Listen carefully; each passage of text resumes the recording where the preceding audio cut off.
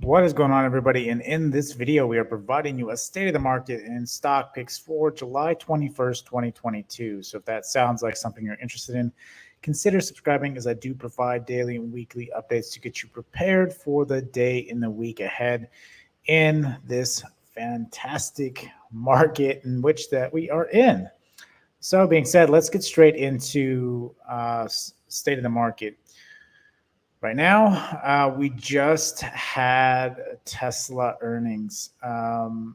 This was something that I was looking forward to for the past like week and a half, 2 weeks, especially with everything going on with inflation, lockdowns in China, the whole Russia oil fiasco and the war, everything going on. I wanted to see what Q2 brought to the table. And the results from Tesla were extremely concerning. Even going into earnings, I was concerned because Tesla normally just doesn't stall the way it's been stalling going into any kind of earnings move. Now we have this black cloud that is weighing over the markets, which is the Fed next week. But when you start looking at Tesla earnings, it was interesting to see that they missed on sales, but they beat expectations, and by not a lot.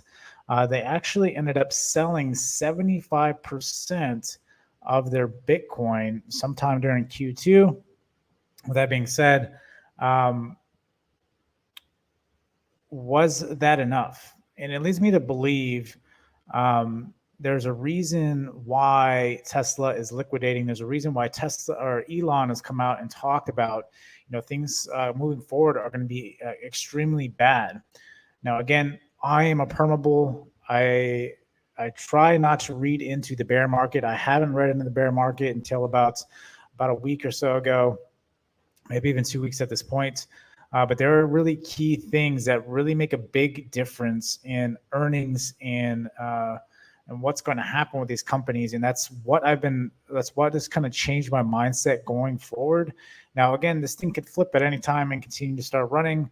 I don't really think it's going to do that.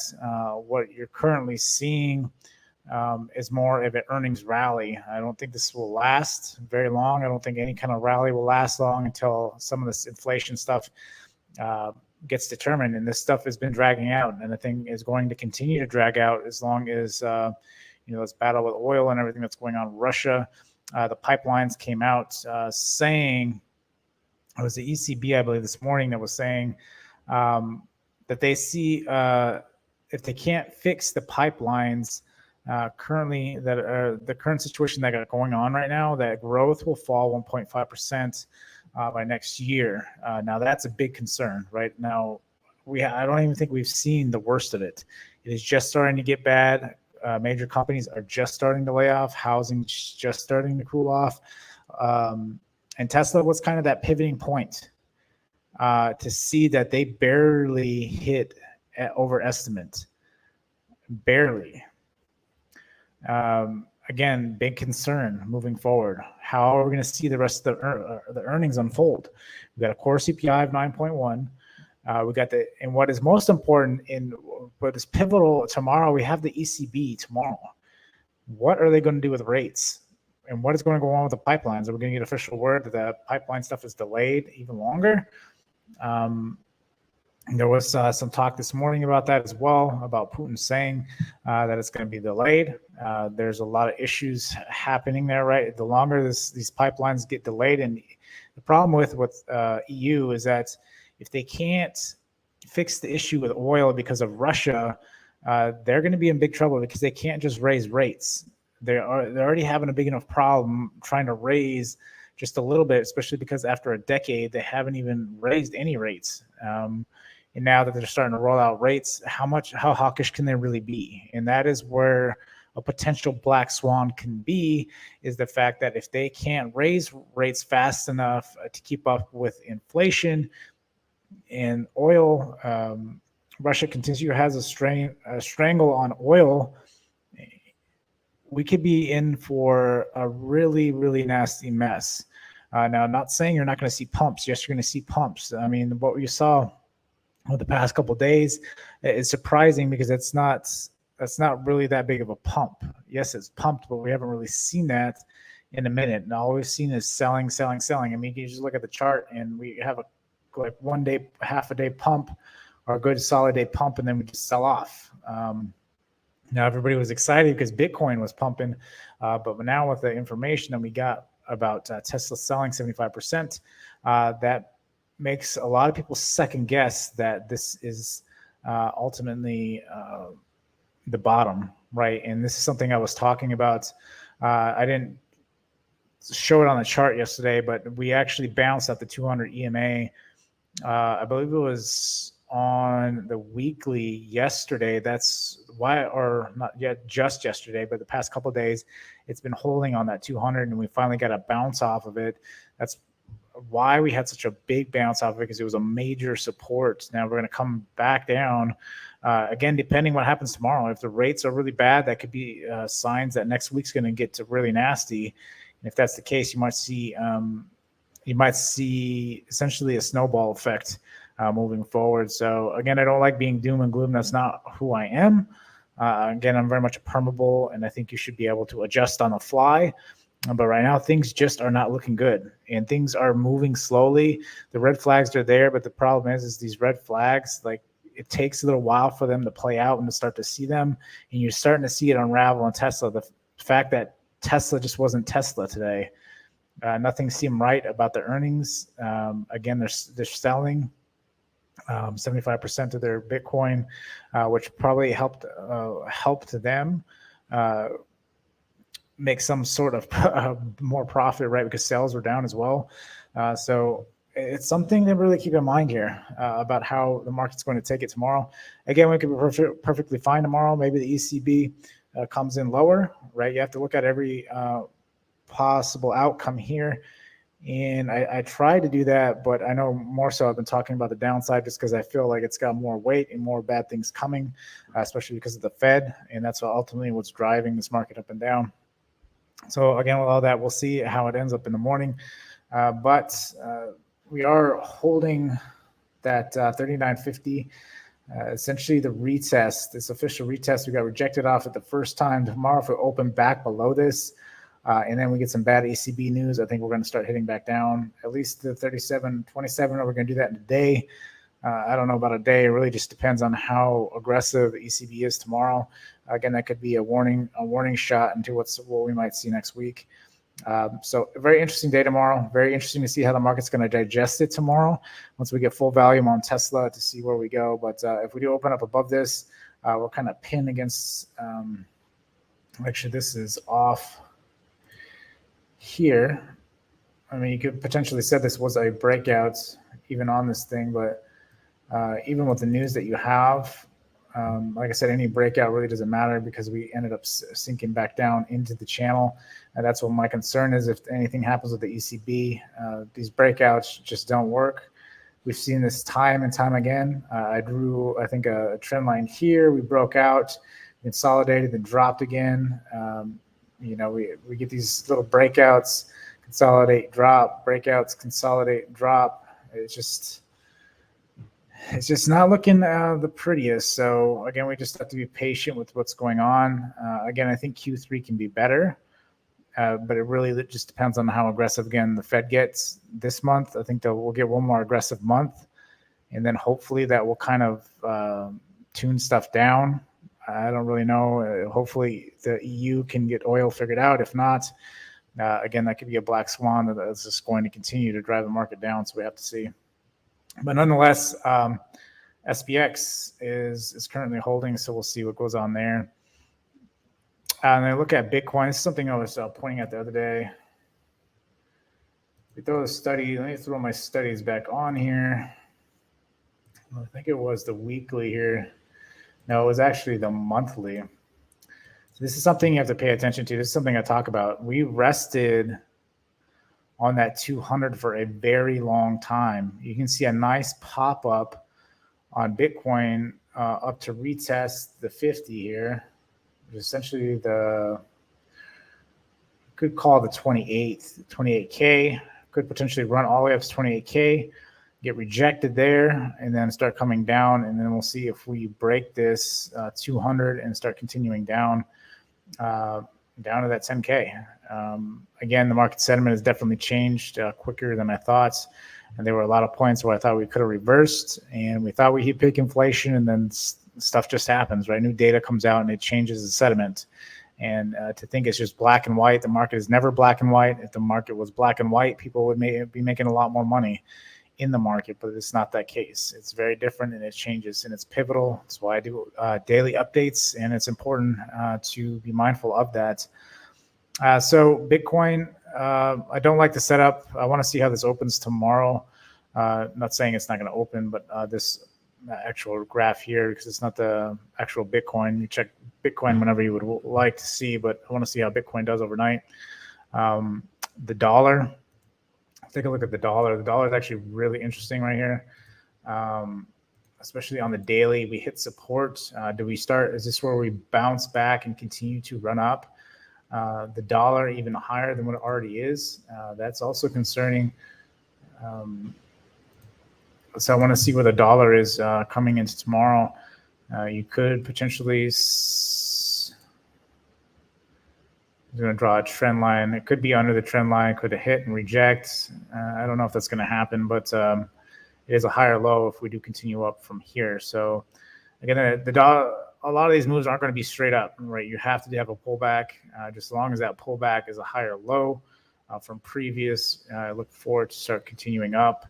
Again, you'll have, I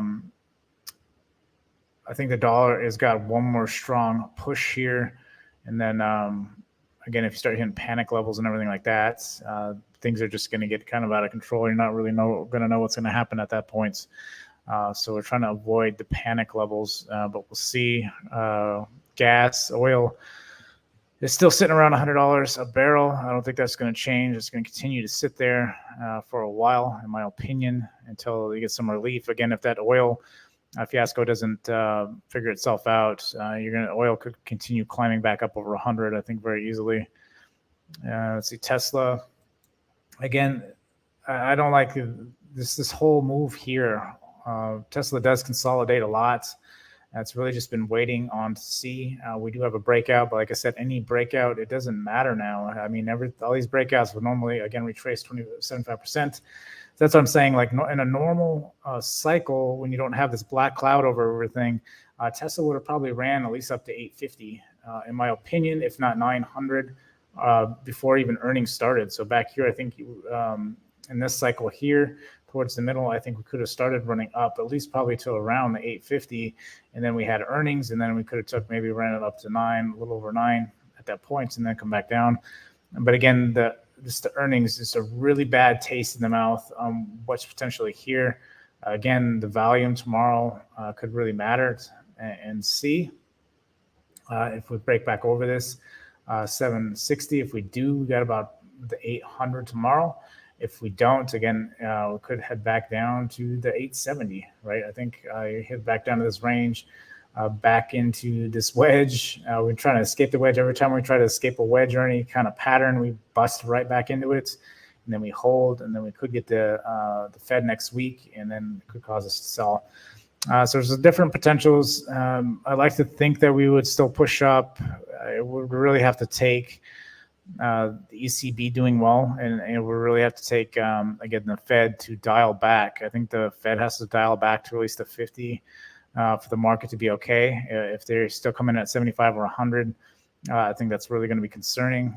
That they're still afraid that they're not going to get a grasp on inflation, and hopefully by next report, if inflation's well over 10 at that report, or 9.5 or something, the Fed is I think going to go into, the Fed will get into panic mode and start I think possibly doing emergency rate raises at that point to try to catch up. So which can lead to a cascading really bad effect in the market. And again, once inflation does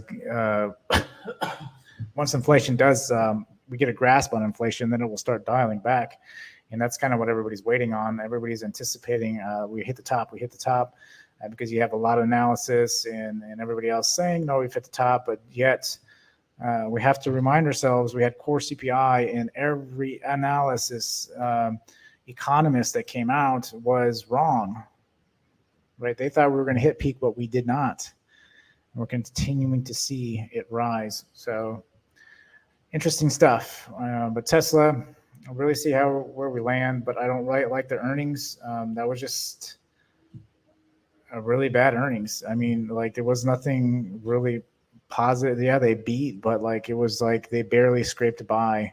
So what does that mean for next quarter? This quarter we're currently in that will be reported in a couple months. So what does that mean right now? They're dialing back on everything. They sold off majority of their Bitcoin. They're waiting for one more big dip, I think.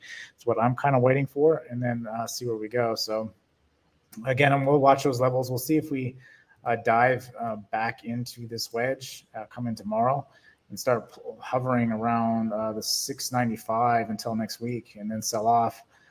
Really just depends. Again, if we may just play this range, and this wedge may not even matter anymore. So I'm just going to go ahead and actually remove this. We're just playing this range because these breakouts, like I said, normally we trace at least 75% of the breakout. It's not even doing that. You're lucky if you get even 2% off the breakout and then it just dies. So it's pretty much been every pattern this year. So we'll see. Shop is interesting. Shop had a massive move tomorrow back into that top range up here. Could top out at 40 here. Something I'm watching tomorrow. And then again, if we get bad data, this thing could sell all the way back off to the 30. Very strong possibility. It normally doesn't do great on earnings, but somehow it continues to have all these partnerships and do well. So it's an interesting stock to say the least. I know just before this year, it was just running nonstop, 2K estimates on this thing, and then it just corrected all the way back down, and then got a stock split, and now we're at $30. So interesting stuff to say the least. So. And again, I think we're just getting started in this whole thing. Apple at resistance as well. Can Apple fall back below the 152 mark tomorrow? I think if it does, we're most definitely headed to 146. Again, it has earnings on the 28th. So next week it's coming out. This is a little bit more of a run. Apple's been a lot more stronger in this pre-earnings run. This is what I'm talking about. Like this is the kind of strength you see. It's kind of diluted a little bit from what you've been typically seeing, but you normally see some sort of pretty solid push up. And even though Apple's had some really bad news come out, so it'll be interesting to see what happens with Apple next week as well. So a lot of interesting moves going on. And this is what I've been talking about, why this month is so pivotal, because we're starting to find out the juicy details of what's going on. Let's take a look at BA real quick. They've been doing very well. Could potentially be gaining an ascending wedge here that could potentially be breaking out.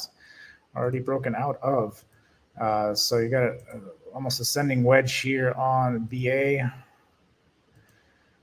Which is interesting. Hard flush, I think, is a very strong possibility. It's funny how everything's starting to line up to the ECB, to the Fed, and then see where we go from there. So watch for that ascending wedge. Normally on this pattern, these have been playing out for the most part, these ascending wedges. It's the one thing, especially on the higher time frames, these have been playing out pretty well, especially any pattern to the downside has played out pretty well. So interesting to watch BA tomorrow and see if that does break down back down to the downside. Let's see, what else do we have? When I look at the banks, and then JPM, again, this looks like trash. I don't like the fact it's just sitting here consolidating. I think this is just purely waiting on the Fed. JPM doesn't look good at all. Goldman Sachs had great earnings, but getting close to that top range. So watching that 325, do we reject hard from there and then start selling back down, potentially 279? Strong possibility. Again, kind of where the market's at, that 36.36, looking at the 100-point basis move. I can see if that's where we're headed next week. I could see this back down to the 280. And then again, if we break that solid support, at that point, I think you're going to introduce panic to the markets, recession, full-on recession worries, I think, at that point. And then we could potentially get some massive selling at that point. But we'll see. A lot more people are educated. A lot more people have access to exchanges. And a lot more people will just hold. So it'll be interesting to see what happens going into next week. That's pretty much what I got. It's a pretty long video. I hate to seem doom and gloomy, but I really don't see any kind of positive sentiments. I've been trying to see that this what we're seeing is a current rally.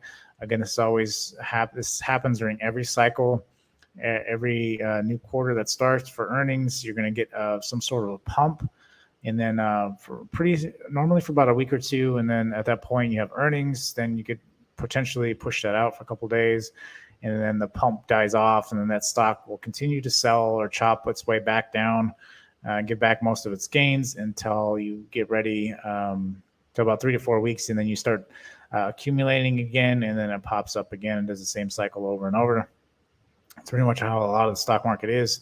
It continues to move, and so the cycles, again, the pops, we just really haven't heard any pops. So a lot of people are either not buying and sitting cash, or and just waiting. And so we've also haven't seen the greatest of value either lately. So, but with all that being said, try to keep your head up. Again, it's good times when you can take advantage of things like this. Just dollar DCA, right? Dollar cost average, slowly at these levels, and wait for it to come back down. Dollar cost average after this cycle. Not buy at the tops of these cycles and then sell at the bottoms, right? And only buy those ones again that people, everybody knows, not just some random thing that looks promising. During times like this, you want to make sure they have a proven model. You want a proven model, and that is key, proven model. So with all that being said, go ahead and drop a like button. Till next time, I'll see you guys later.